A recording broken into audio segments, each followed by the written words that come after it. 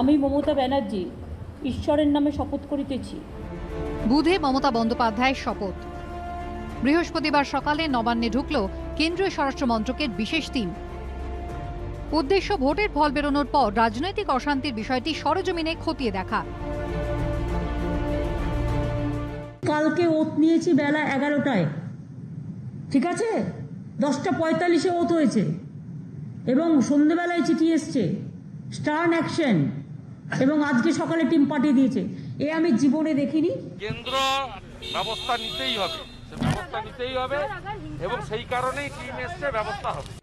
রাজনৈতিক অশান্তি নিয়ে বুধবার রাতেই নবান্নে পৌঁছয় কেন্দ্রীয় স্বরাষ্ট্র মন্ত্রকের কড়া চিঠি।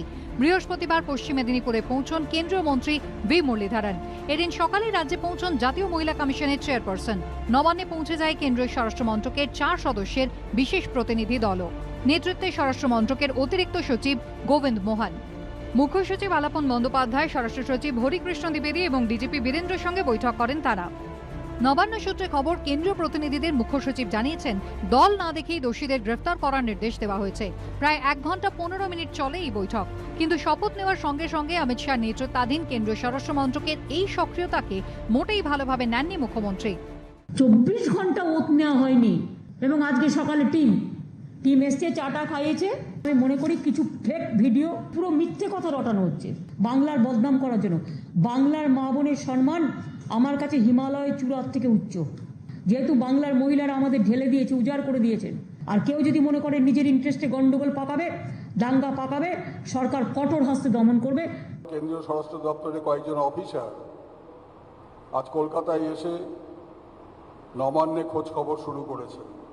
তাদের উচিত ছিল নির্বাচন কমিশনের কাছে খোঁজ খবর নেওয়া, যে গত 2 মাস ধরে নির্বাচনের দিন ঘোষণার সময় থেকে 3রা মে পর্যন্ত যে খুনোখুনি হয়েছে তার প্রশাসনিক দায়িত্ব সমস্ত কিছু নির্বাচন কমিশনের হাতে নিয়ন্ত্রণে ছিল।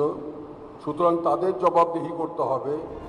নবান্ন থেকে বেরিয়ে বালিগঞ্জে বিএসএফ দপ্তরে চলে যান কেন্দ্রীয় স্বরাষ্ট্র মন্ত্রকের অফিসাররা। সেখানে দিলীপ ঘোষের নেতৃত্বাধীন রাজ্য বিজেপির প্রতিনিধি দলের সঙ্গে বৈঠক করেন তারা।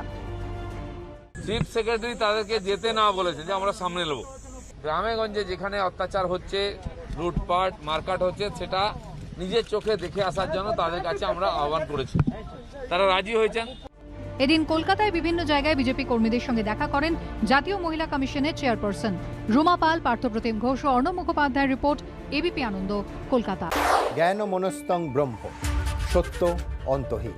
সত্যের খোঁজও তাই, সত্য সন্ধানে তাই আমরা অক্লান্ত, অকুতভয়। এবিপি আনন্দ নতুন ভাবনার প্রতীক, যা মনে মুক্ত, তথ্যে যুক্ত এবং যাবতীয় সীমানার বাঁধন থেকে মুক্ত।